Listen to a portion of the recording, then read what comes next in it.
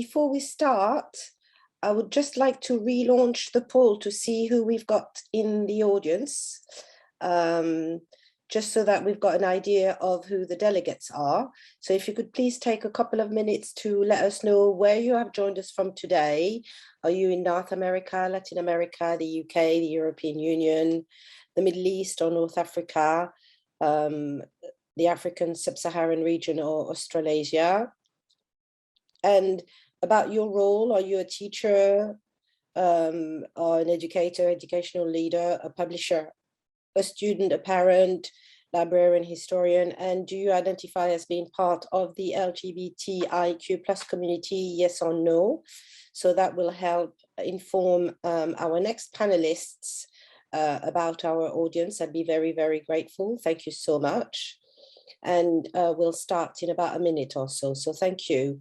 And if you have been with us since the beginning of your conference, well done, because it is a full day and it only happens twice a year, but it's so important.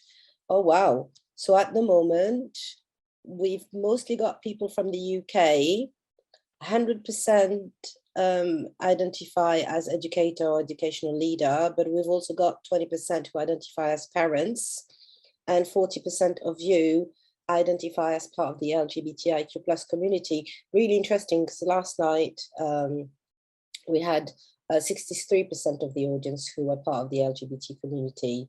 Really interesting. So I'm just going to give you a couple of more seconds. And then I'll close the poll and share the results and welcome our next panelists. So my name is Laila, my pronouns are she and her. I'm of North African descent, and I've got brown eyes, dark hair and brown eyes, and I'm wearing a red dress.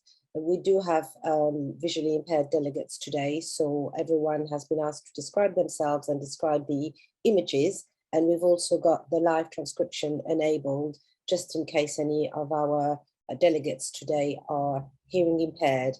We try to make the conference as accessible as possible. So thank you very much for answering the poll. I'm just about to close it right now and share the results. And then I will welcome our next delegates. Oh, 50-50.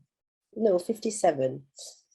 Oh, we've got some authors and content creators as well in the room. Oh, we've got someone from the Middle East and North African region. Ahlan, marhaba, welcome. From the European Union, can you please let us know whereabouts in the European Union you are? Are you, well, from Europe, are you in Italy, Spain, France? Just pop that in the chat. And we've also got someone from North America. Fantastic. It is an international conference. I'm delighted, absolutely delighted. So I'm just going to give you one more minute and then we'll close the poll.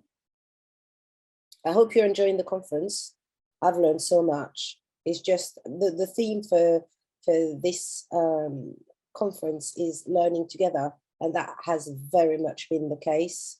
I've really learned so much from everyone who's contributed, and I'm so grateful to you for joining us today. So let me just share the results. So there we go, North America, UK, Eastern Europe, we haven't got anyone. And we've got more or less half and half of the delegates who are from the LGBTIQA plus community. Thank you for answering the poll. Thank you very much. So I'd now like to welcome our panelists, Amy and EJ. Welcome.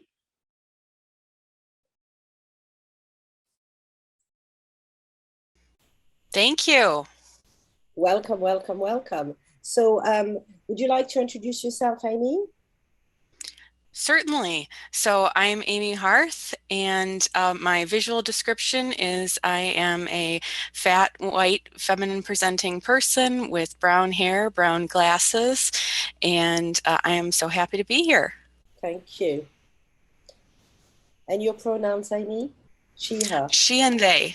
She, oh, my apologies, she and they. Thank you. EJ? Hi, yes. So my name's EJ. My pronoun is Ziza. I would call a larger, robust lady with medium hair due to lockdown. I've been growing it. um, Brown hair, brown glasses. Yeah, and I'm white British. Thank you. So who's would like to start the presentation? I'm going to, thank you. Thank you very much. So I will disappear, but I'll be monitoring the chats and the Q&A. Thank you. Wonderful. I'm going to share some slides and we'll get started. And we'll see.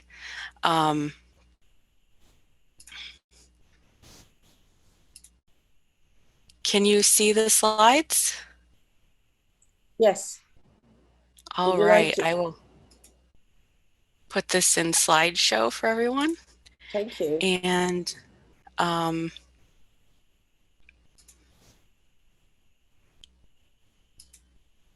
there we go, right? All right, so thank you everyone for being here. I'm delighted to present information about integrating LGBTQIA plus content in diversity, equity, and inclusion initiatives for higher education colleagues. As I said, I'm Amy Harth, Assistant National Dean for Accreditation and Academic Quality at DeVry University. A little bit about me, I have a PhD focused on anti-oppression and intersectionality research, and I am currently a programming committee member for my university's Diversity, Equity, and Inclusion Council. And I've also been a youth group advisor for queer and trans students and board vice president of that group. And a little context about the information I'll be presenting today. The purpose of the work that I've been doing is to engage and inform colleagues, including faculty, in a virtual and digital space. And the colleagues can access that information at different times. They're located in different physical locations with different time zones, even when there isn't a pandemic. And we use an online platform. We use Workspace by Facebook, and we acknowledge that colleagues have limited time to access and engage with resources provided, and that there's lots of colleague diversity, both identity-based and in roles within and outside of the university. So just a little note before I dig further in, I just wanted to mention that this information is based on my personal experiences and my research, and I'm not officially representing DeVry today. So just a note about terminology.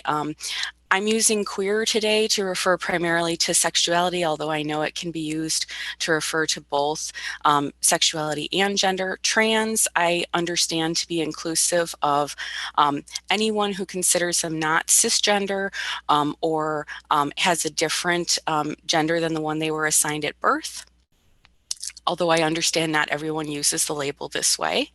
And then in the United States, I'm using the label LGBTQIA+, which means lesbian, gay, bisexual, trans, queer, questioning, intersex, asexual, aromantic, and agender. And then I'm going to mention 2 guiding concepts and then 3 key principles, and then I'll go into detail a little bit about them. So the 2 guiding concepts are center the most impacted and marginalized people and meet people where they are to engage them. And then the 3 key principles are to use both and thinking, to choose hidden narratives to address stigma, and to not wait until it is an LGBTQIA+ focused event to introduce queer and trans content.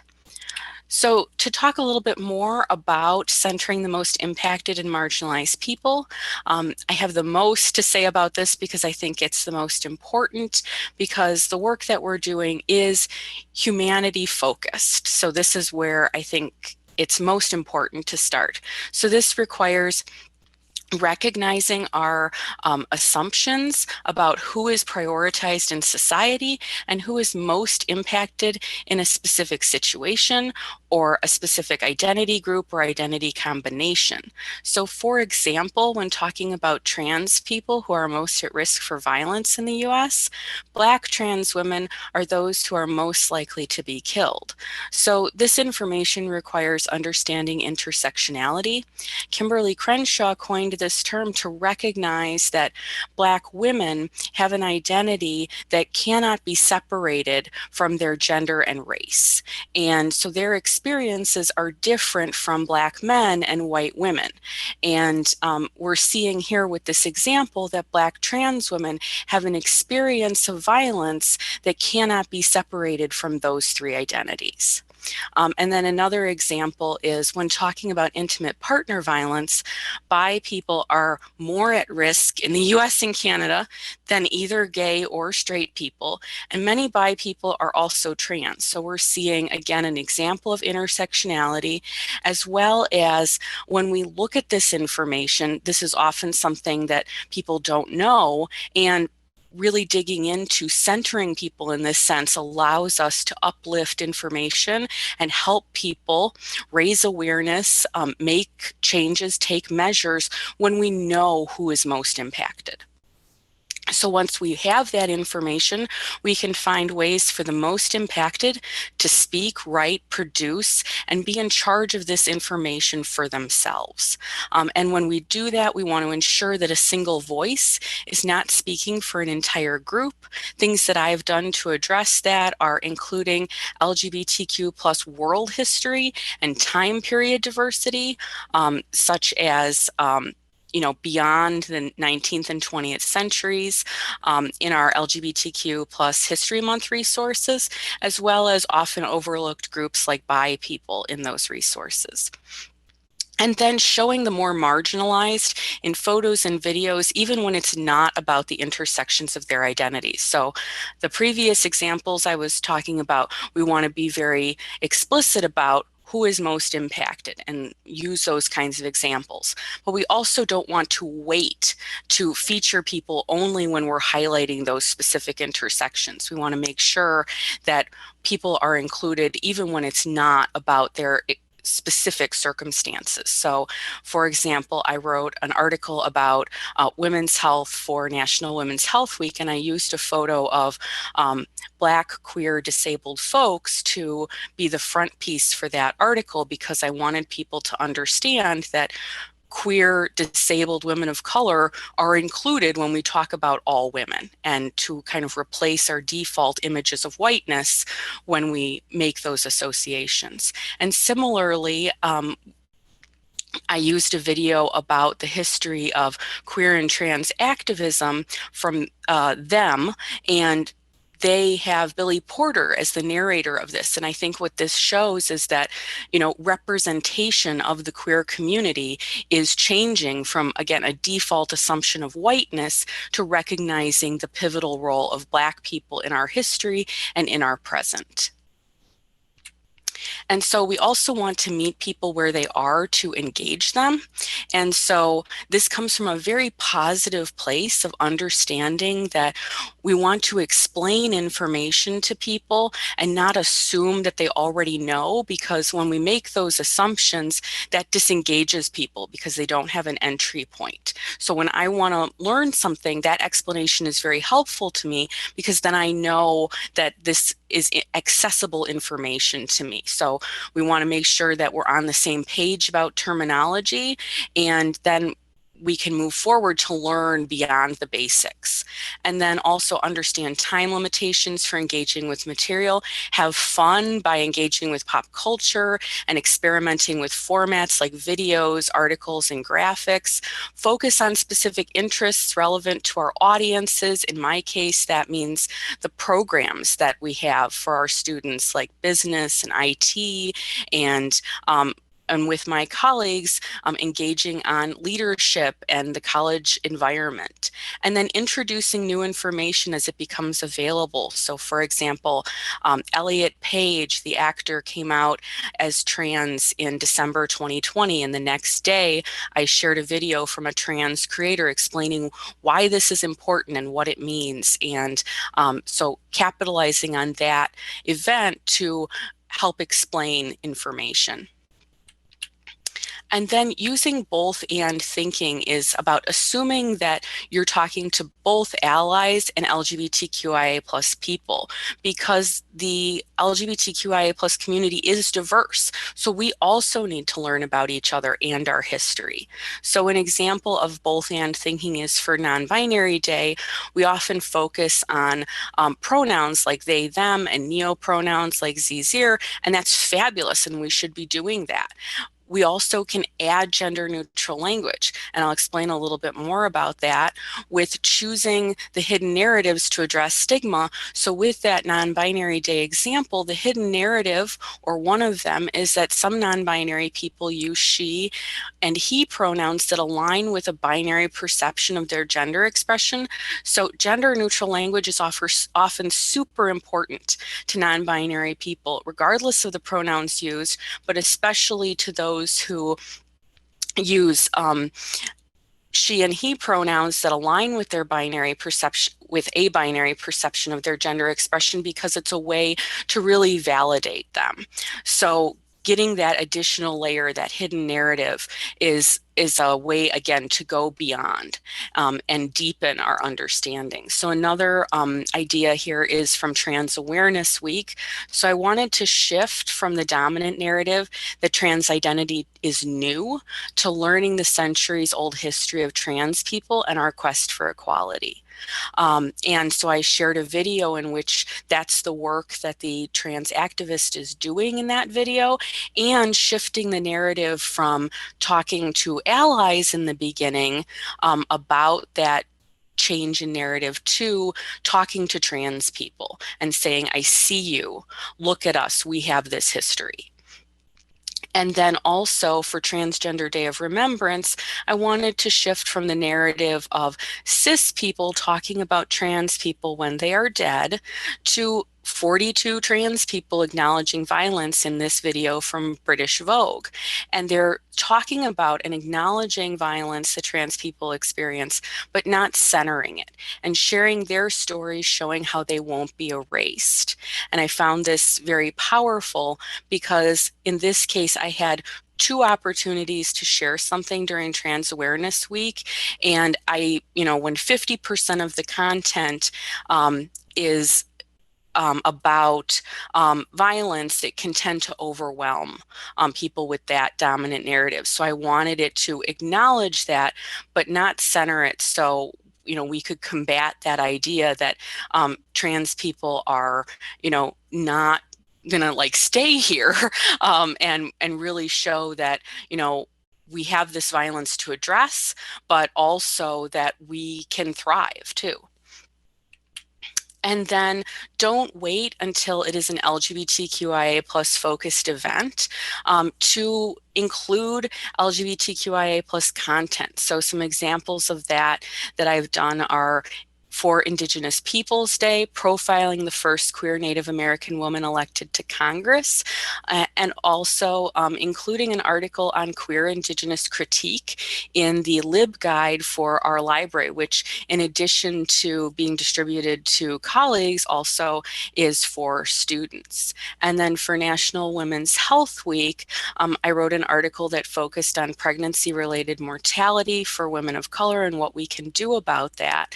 And at the beginning of that article, I clarified the use of the terminology pregnancy-related mortality versus maternal mortality, explaining that, this is the scientific term, pregnancy-related mortality, because we understand that non-binary folks, trans men, and people of other genders can become pregnant.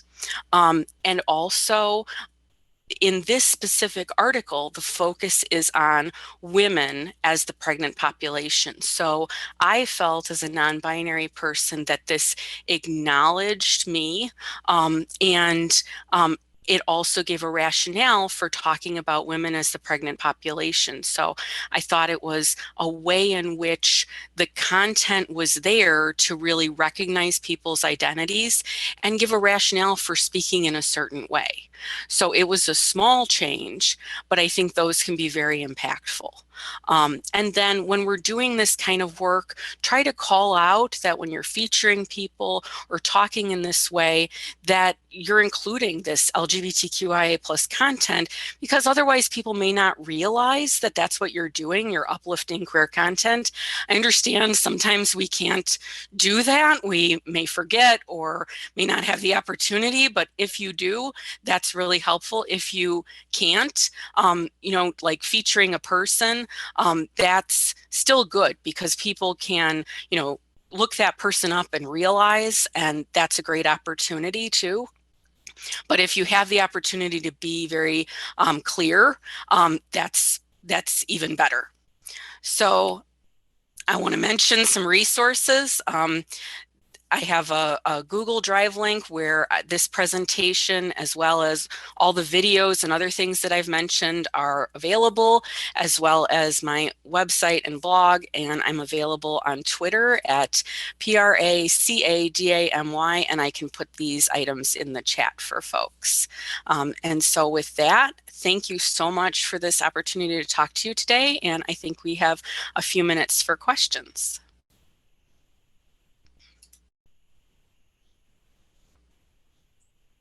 Thank you so much.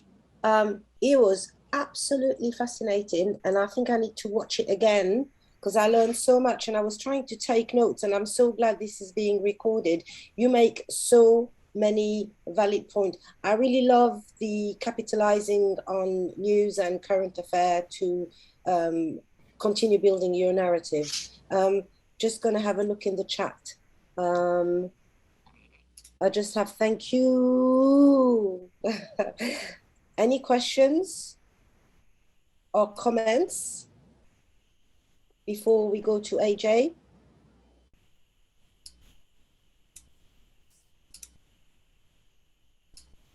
I think it was a sign of perfection. If people don't have any questions, it means the presentation was so thorough. And extremely well presented. Where are you based, Amy? I'm in the United States, in Kansas. Okay, thank you so much. So it must be quite early for you. We do have a few speakers from the US with us today. Yes, it's not even light out. Thank you so much. Thank you. You're very welcome. AJ, any comments on the presentation? Yeah, do you know what? I have to say thank you for putting this all together as well, because listening throughout the day, especially today, the stuff that I'm going to be presenting kind of sums up what everybody else is sort of supporting and saying and where it's come from. So thank you for this. I'm just going to share my screen. I think, as Amy said, the language side of things is so important. And I must say, for somebody who is working in the HE sector, there's still a lot to be learned from the UK higher education sector, as much as probably anybody else's higher education sector, as well as in the 11 to 19. You don't suddenly become all inclusive the higher the education establishments that you are a part of. So I think, say thank you to highlight how important that such language can be to transfer in all education environments. So I just to kind of describe a little bit about my background. So I've been an educator for nearly 20 years. I've taught mainly in the 11 to 19 sector, but I now teach in the higher education sector. When I was in the 11 to 19 sector for over just under 10 years, I was the curriculum leader of social science. My identity is genderqueer, and the PhD that I am currently working on is looking at the barriers to queer inclusion within the 11 to 19 education sector. So this particular presentation very much kind of is a sort of snippet of my overall PhD work. And to me, it became really important that whilst I was interviewing people during the COVID lockdown, that actually we needed, there's something to be said about publishing these results, more about, what lessons can we learn and how to, in order to improve things in terms of the inclusion. I am going to be using the term queer rather than LGBTQIA because I like to encapsulate both gender and sexuality and sexual orientation. So a lot of my presentation slides will be quotes, I have to say, and I will be stating what is said in the slides of the quotes. But just to let you know that this particular research involved 40 participants, 20 male, cis male, and 20 cis females. And I wanted to capture the reality of school life from the teacher's point of view. There's been a lot of research done from students' point of views, even from gay teachers' point of views, but I really wanted to kind of get an overall spectrum of teachers regardless of their sexual orientation, and provide a voice for them, because there's something to be said about teachers that on the one hand hold a lot of power on their day-to-day lessons and what conversations they choose to engage in, but at the same time they lack the power because it's the senior leaders that actually put forward the ethos and the culture and what is expected, especially in terms of training in the direction that CPD sessions go into. Okay, so the teachers I interviewed come from a variety of roles. So there were subject teachers, heads of department, heads of faculty, inclusion lead, lead of PSHE, and the new RSE curriculum was also discussed. They were leads or inclusion leads or LGBTQIA reps of the school, and assistant principals, all taught in England, from a variety of schools, from PRU schools to state, to local authorities, to academies, to private education sector. Because of COVID, I wasn't allowed to interview people face to face, which actually interviewing them online enabled me to get that wider viewpoint from Devon all the way up to, Yorkshire. And so it created a much more kind of representative sample of what was going on at that time. So I completed 2 interviews. The first was in September, November 2020, and then the second was at the end of the academic year, June, August 2021. So you're kind of really seeing the sort of the latest data that exists at the moment with this.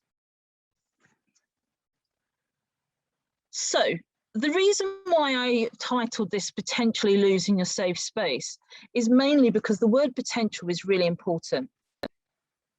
Especially when we discuss the impact of COVID-19 on young queer students within education. So it was generally accepted that all teachers suggest that inclusion should be part of the UK teaching standards, and especially LGBTQIA or queer inclusion. That schools should be celebrating diversity and ensure the well-being of all, and I'm going to emphasise the word all, students. That schools have a duty to create a safe space within the schools for students who are part of the queer community, and that schools have responsibility for a queer inclusive culture. However, when we ask the question, has COVID-19 impacted queer inclusion in your school? These were the following results. So 24 out of 40 participants said a confident yes. 2 teachers said that it had a positive impact on queer students within specific contexts, such as a supportive home life environment, in which they were describing how students felt that they could pause and really reflect upon their own identities, and came back feeling much more confident around their own queer identities within the school when school was back open. However, 22 teachers said that it had a negative impact on students. 9 out of the 40 teachers stated that they were unsure or had no idea because they hadn't even thought about it in terms of queer inclusion impacts. 1 teacher did state that no, COVID-19 didn't have an impact on queer students, but then gave me all the reasons to explain in ways in which it had. And then 7 out of 40 teachers stated that COVID-19 pandemic did not impact queer inclusion because in their school, queer inclusive doesn't exist in the first place. And to me, this demonstrates actually how diverse education institutions are in England regarding queer inclusion. And whilst teachers have the ideology of suggesting that, yes, we need to be queer inclusive in our education sectors, the reality of that is quite different. So with this, and again, using on the word potential, so based upon the statistics, 70% of teachers mentioned that home was potentially not a safe space for queer students. And you can see in terms of the quotes where it says that there's loads of those who I knew were going in households and also actively homophobic households. Had a trans girl come back just really, really distressed. It hasn't been anything awful, but they stopped validating her and stuff like that. So it's just, yeah, lockdown's been a bit shit for queer kids. And this was participant C. Participant H comments that if we think about what 6 months in full staying at home has done for teenagers who are LGBTQIA, who are living with people who have no idea how they feel, with little access to friends, emotional support, solitude, serious mental health issues arising, loneliness, isolation, depression, anxiety. I could go on, but you kind of get where I'm going with this. I don't see how it can't have. So with these particular teachers, they did actually state that they felt helpless at times because during lockdown, they could not speak to students after the lessons since lessons were online and were not always at the usual time as when such lessons were face-to-face. They felt they could not contact students via phone because this was the expectations of the senior leadership team or the pastoral team. And their first and foremost priorities was to speak to those students under safeguarding SEND and free school meal students, which meant that in some ways queer students suddenly become a sort of a silent, marginalised group even further. This raises some questions as far as I'm concerned. One, which students are considered vulnerable? Does this include those students who identify as queer and who do now have a supportive home life, or does there need to be an extra criteria? Two, if the teachers recognise that students would lose their safe space during lockdown, or when students were back into schools, what alternative provisions could there be? You know, there's been much research from Stonewall and other charities that those students that feel their queer identities are not validated can experience isolation, self-hatred, and generally negative mental health, which in turn can lead to poor academic performance. So schools are aware that a lack of attendance and poor mental health correlates negatively with academic achievement. And Stonewall published evidence from its school report in 2019 that those students who do not see school as a safe space or feel their identities are invisible are more likely to have poorer attendance. One teacher found that for those students who had a supportive home environment, lockdown gave them some reflection time and came back happier and more confident about their identities.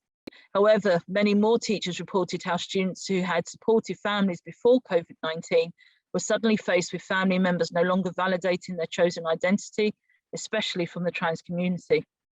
Overall, it felt that during all 3 lockdowns in the UK, and I say 3 because there were variations throughout the COVID-19 time, and we're still in COVID-19, but very little was actively done to address an increased need of support for queer students within schools.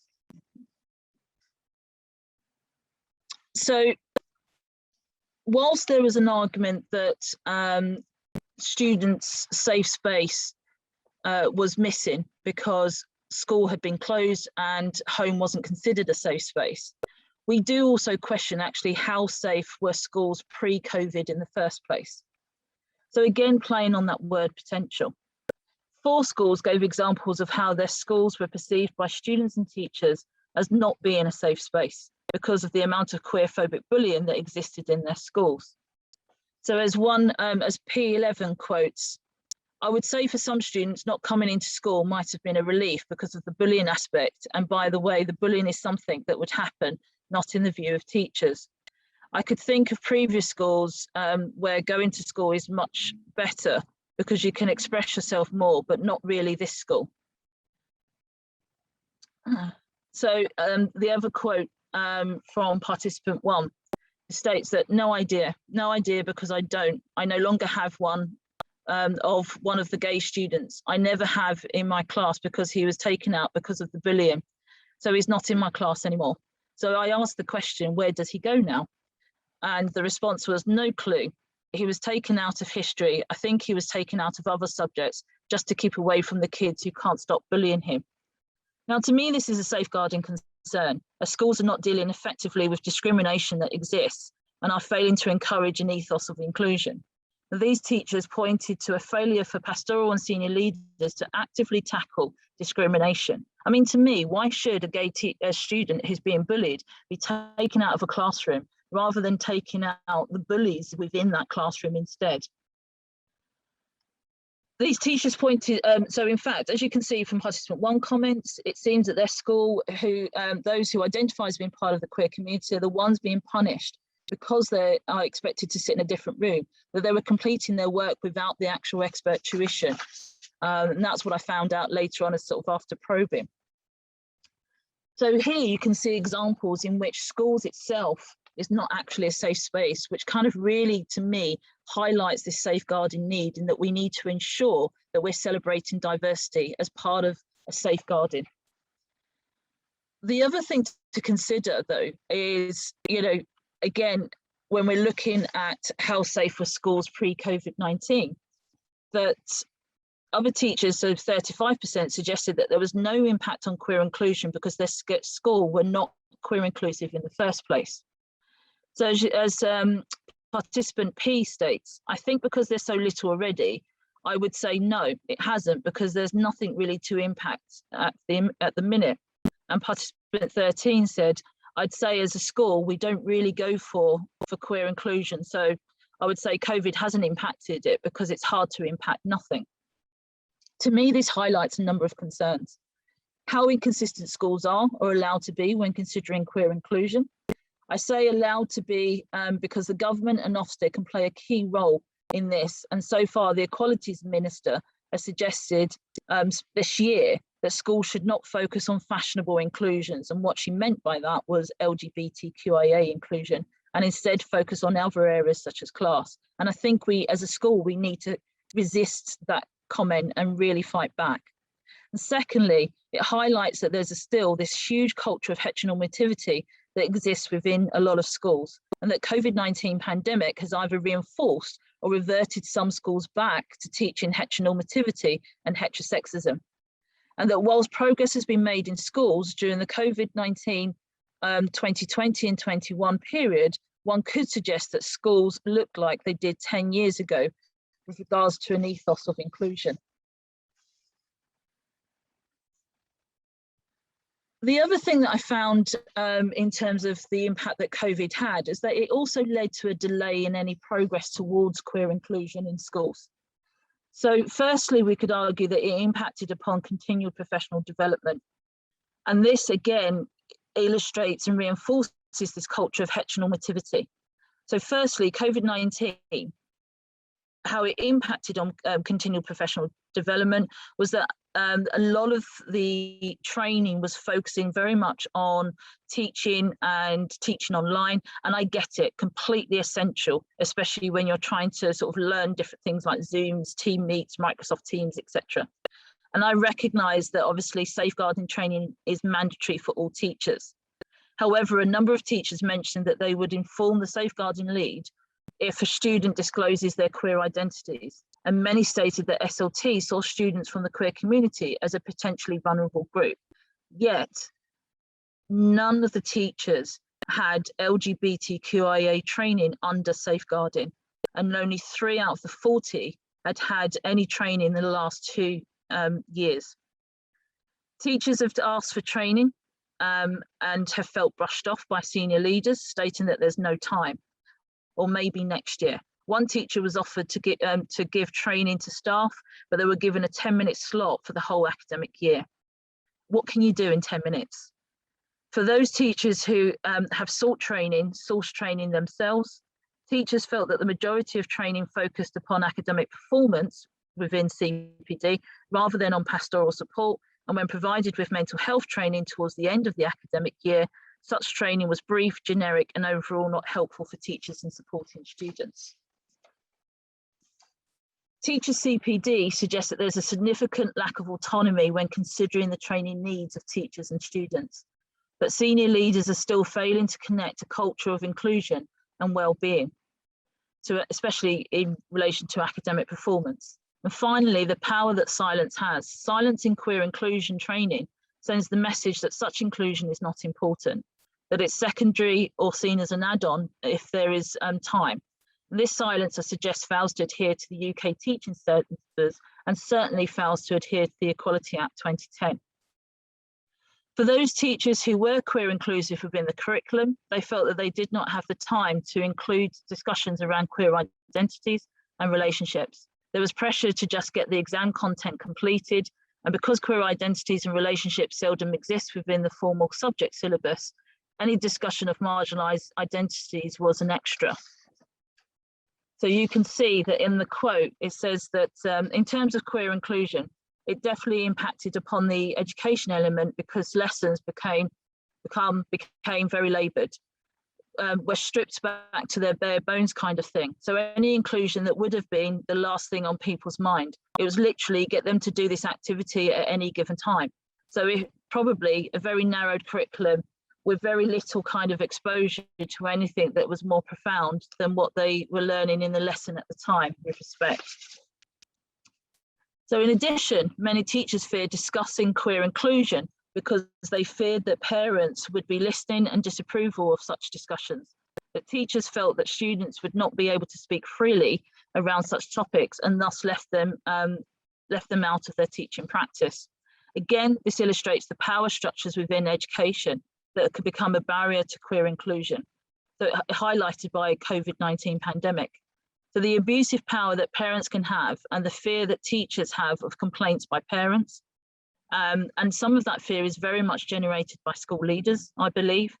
Many teachers feel that they did not have the confidence in their senior leaders to support them if a parent did complain about discussions of queer identities and relationships.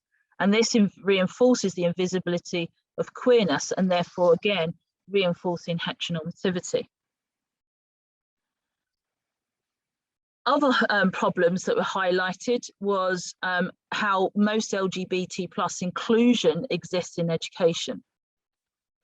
So COVID-19 exposed the weaknesses to exist in LGBTQIA safe spaces within schools. There were a lack of opportunity for students to speak to somebody they felt comfortable with about disclosing their queer identity because of year bubbles were created, which restricted students' space and movement. Okay, they weren't able to mix with other year groups, and obviously teachers tried to sort of put teachers into specific year groups, and therefore again not able to necessarily contact the teacher that they felt really was supportive for them. So as participant E states, I think a lot of disclosure, a lot of children talking sort of happens when you're walking out of the door. So yeah, I think in common with every school, there's been pastoral issues that have built up. Some of those might be related to gender and sexuality, and we've missed them because we've not been physically with them. So most schools stopped all extracurricular clubs, including queer safe spaces during lockdown. Only 2 schools provided online provisions, suggesting that there was a way to support students outside of school. A lot of teachers felt that they couldn't do online provisions because they were concerned, again, because parents had access to intranet and they were worried that the parents might find out that their particular child was part of the LGBT community.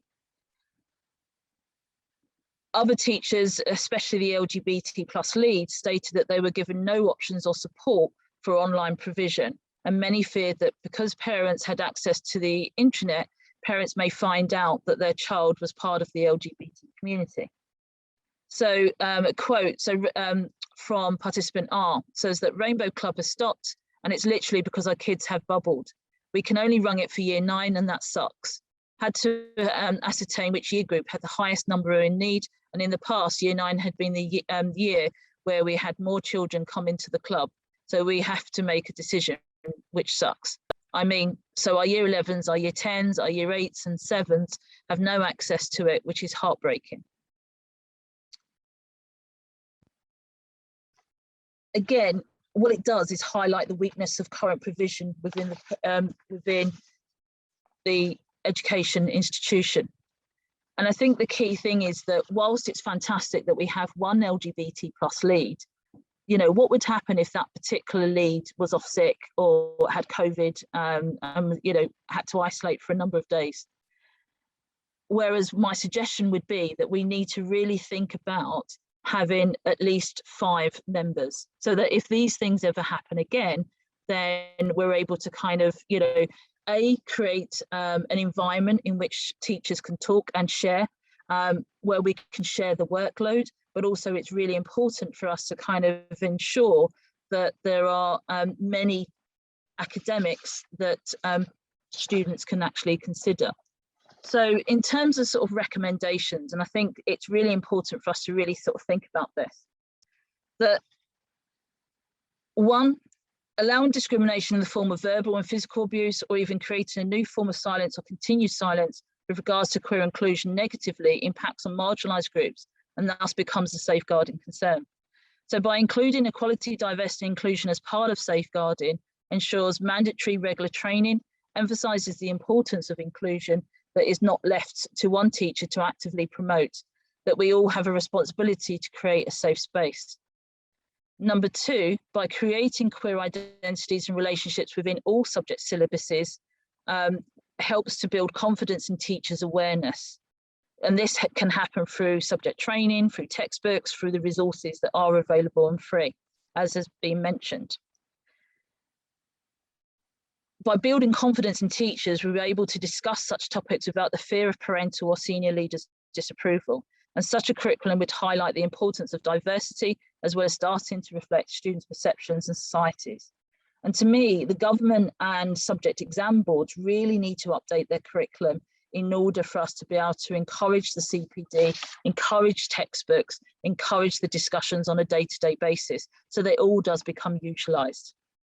Number 3, one of the largest barriers that prevents queer inclusion in the school ethos, it seems to, that is, you know, led by senior leaders. Senior leaders must encourage teachers to discuss marginalised identities without fear. Senior leaders must listen to teachers and ask them what training that they would like. Provide space for inclusion training. 10 minutes is not acceptable. Okay, provide space for discussion as to how students and teachers can continue to support each other during a pandemic. Equally, teachers can also do something. Teachers need to, you know, email the CPD lead.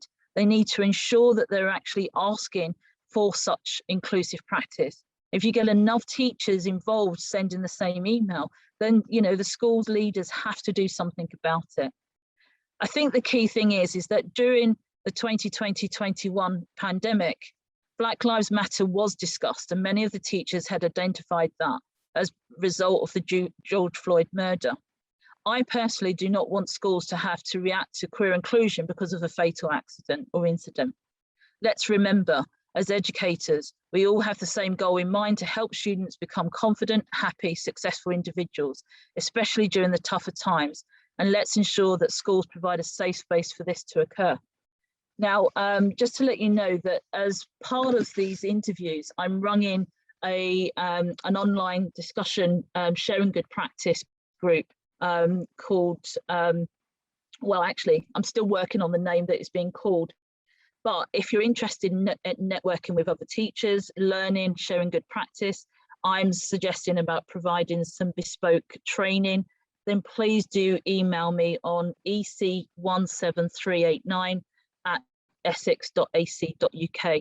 And I will put that in the chat. The other thing that I am also working on at the moment, and I've nearly finished it, is safeguarding information for teachers, but also some lesson resources over LGBTQIA and conversion therapy. Thank you very much. Wow. Do you sleep?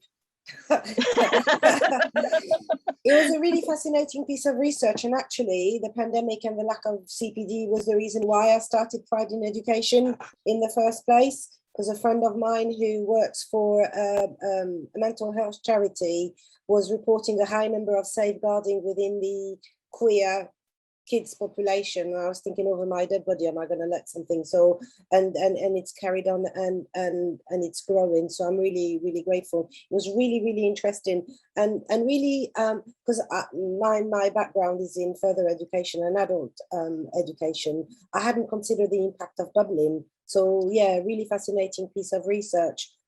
Amy, coming back to you, any closing remarks? And I want to thank EJ for all this great work too. So great presentation. Thank you. And Chris Shane, Dr. Chris, sorry, who's one of our panelists later on, also based in the States, by the way, said, if I can help EJ as a social worker and inclusion specialist, please email me. So yes, I think a lot of connections will happen as a result of that.